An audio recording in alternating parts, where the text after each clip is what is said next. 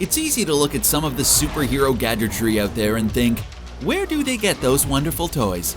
But some gadgets leave us thinking, why did you get those weird toys?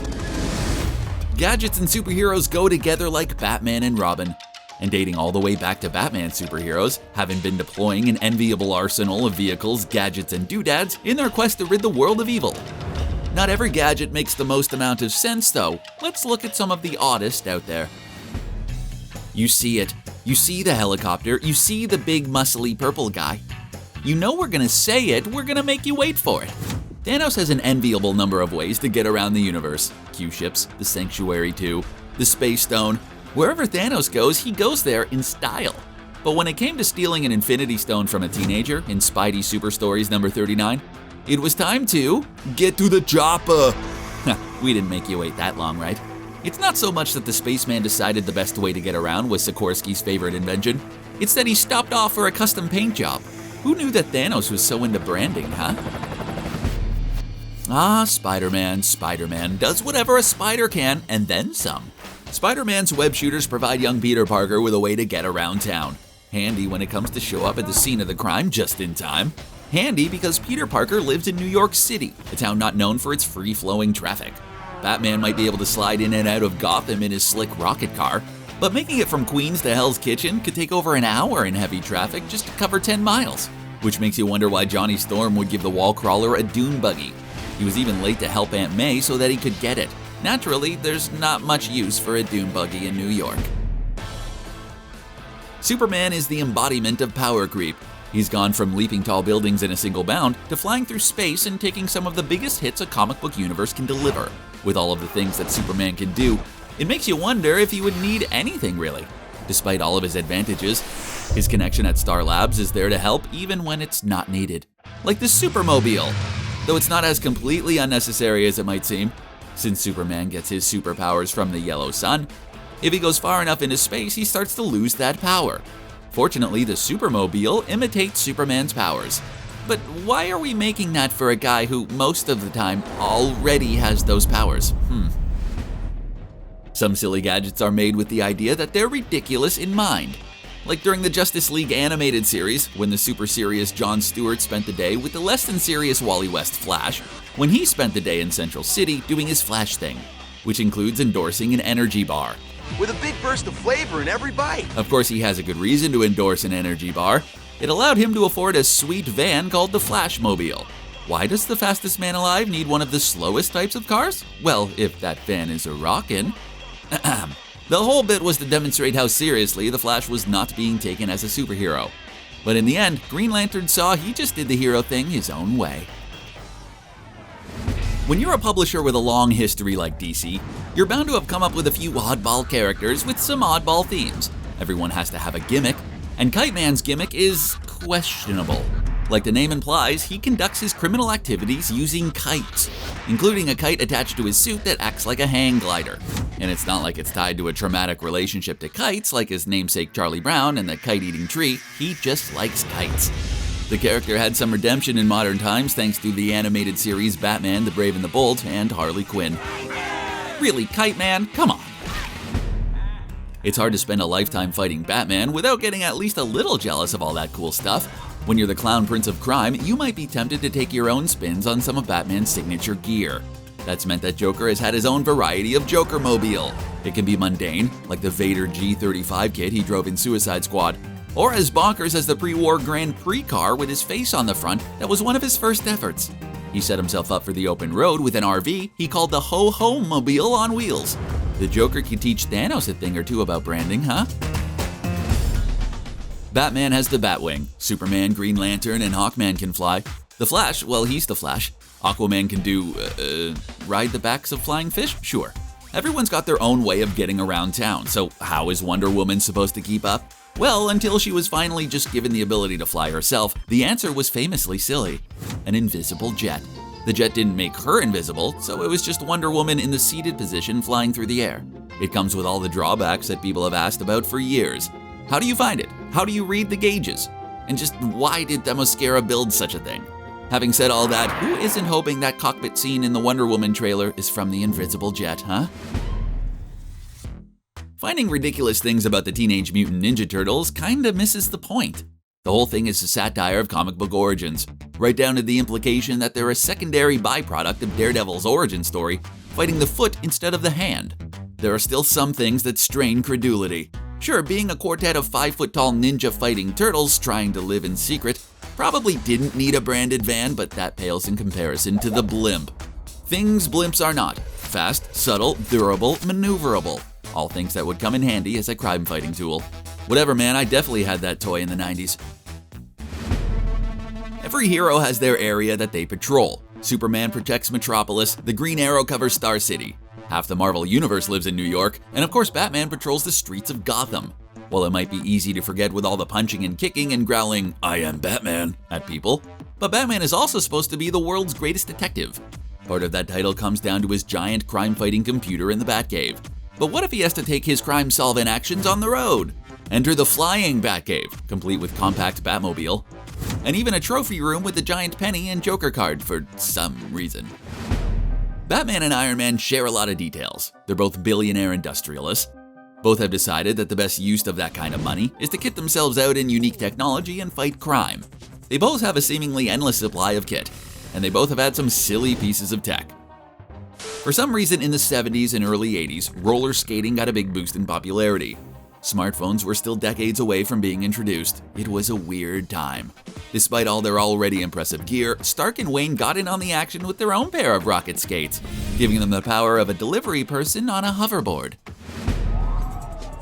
The Gotham Police Department and Batman have a kind of troubled relationship. Officially, Batman is a vigilante, but unofficially, he's the quasi-deputized superhero arm of the police.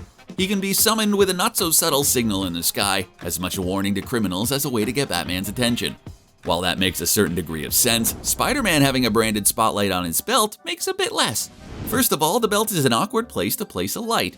Second, how important is the Spider-Man branding in the light, especially for the criminal who can't see the spider symbol effect?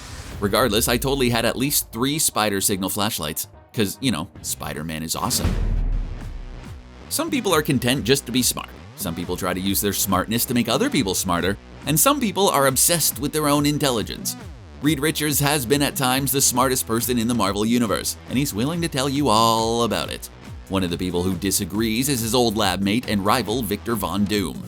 Richards sets about to solve this in the most Reed Richards way possible, by making an encephalogun, basically a 2-sided brain gadget that allows 2 people to arm wrestle, but with their brains. Like an arcade love tester, but for intellect. In some ways, the Fantastic Four and Dr. Doom is what would happen if 2 people competing for valedictorian who have carried on the fight way past high school. Because, comics. Superman has always been on the side of inclusion and acceptance. We may chide the big blue Boy Scout, but he's been out there telling kids to be accepting of others for decades. Sometimes, though, that quest for understanding can get awkward. In 1961, a man named John Howard Griffin made himself appear black, and to understand the black experience under segregation for his book Black Like Me. In the 70s, Superman's girlfriend Lois Lane decided to give that a whirl, using a "why do you have that" device of Superman's, the Plastomold.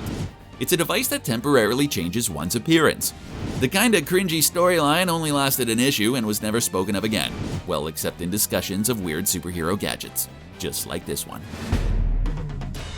Everyone wants to meet Spider-Man. He's spectacular and he has amazing friends.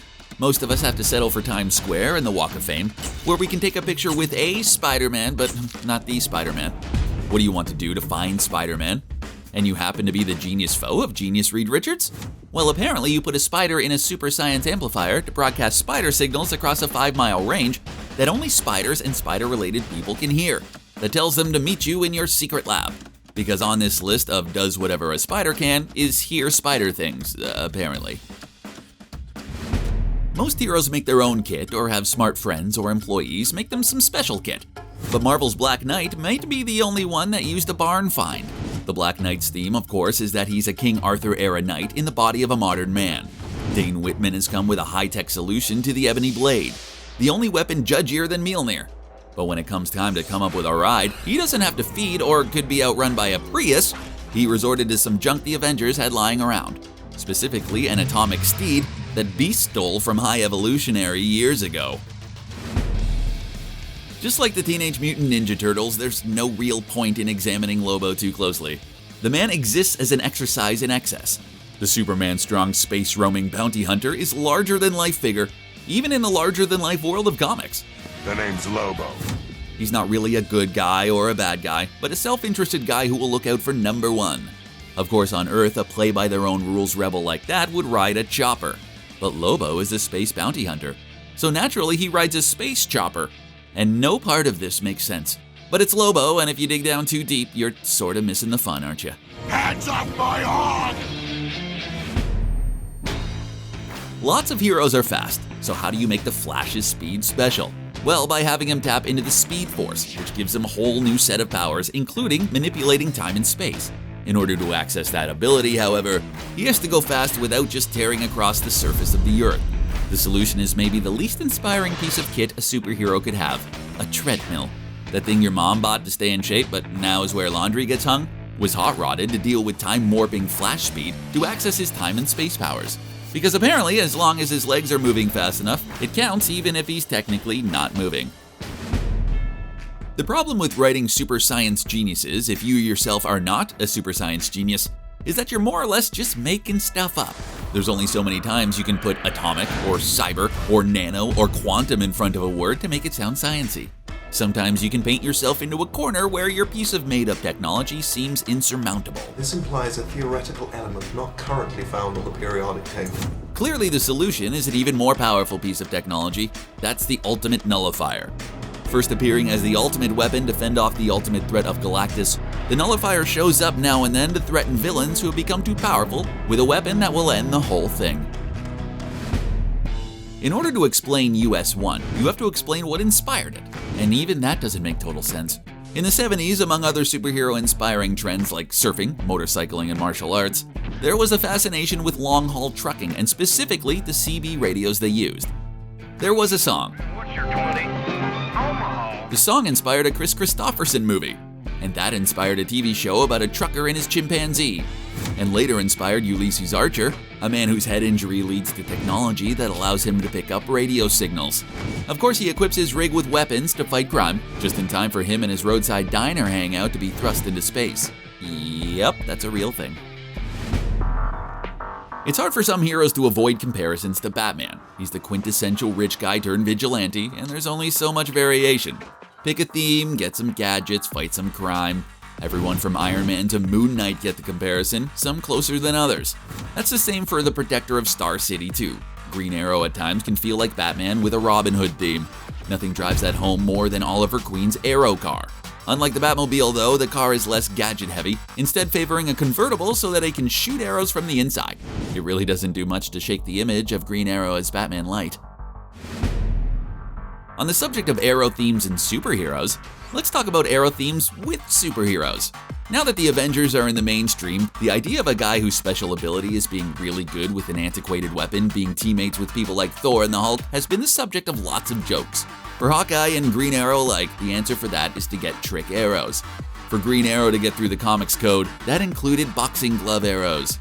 In the Avengers, there was even a computer interface arrow, which, for those of us who never guessed the right way to put the USB cord in the right way the first time, who designed an interface that could survive being shot with an arrow? Arrow-themed heroes can relax. They are not the most useless thing to appear as a comic book weapon. That honor has to go to the Dog Welder.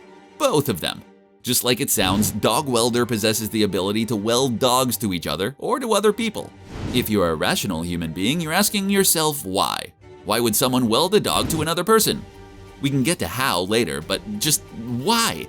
Turns out it's a curse from Anubis that was put in place so when the time came, he'd have the ability to weld Sirius, the dog star. It's one of those things where the closer you look, the less sense it makes. Moving on. After dog welding, anything seems reasonable, but in the spirit of everyone needs a theme, one of DC's persistent bad guys has picked up a bit of an odd one.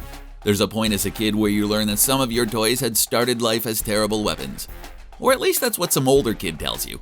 But just as you're trying to wrap your head around how a yo-yo could be a weapon, you find out that it was a rumor created to sell yo-yos. Boomerangs, however, were hunting tools with the clever function of returning to you if you miss. While neat, it's hardly what you want to build your life of crime around. But that didn't stop Captain Boomerang, eh? The Marvel method for writing comics was pretty loose system. Stan Lee would give his artists a loose summary of the story to legends like Steve Ditko or Jack Kirby, who would then draw the story, and then Lee would fill in the dialogue. Everything else was up to the artist. So when Galactus was introduced, Kirby figured that Galactus should have a herald that finds him planets to eat and draw a little figure. Because he was tired of drawing spaceships, he drew a nice and easy surfboard. After that, Silver Surfer's board has been the source of his cosmic powers, and the less you think about that, the better off you are. We all know the routine. When Captain America throws his mighty shield, all those who oppose his shield must yield. The nearly unbreakable shield and its bouncy physics-defying nature are a core part of Captain America's identity. It can take a blow from Mjolnir and even help Captain America take on Iron Man. It's the perfect superhero accessory. Why mess with perfection? Well, because there's nothing that Tony Stark doesn't think could be improved with technology, especially if he's trying to improve on something that his dad built. Enter the uninspiring energy shield. Somehow having a force shield hologram just doesn't really capture the same type of magic. And that's some of the silliest gadgets and vehicles in the world of comics. What's your favorite piece of weird gear? Let us know in the comments, and while you're there, why not subscribe to CBR? It's a gadget that will allow the latest videos to appear in your inbox. Thanks for watching.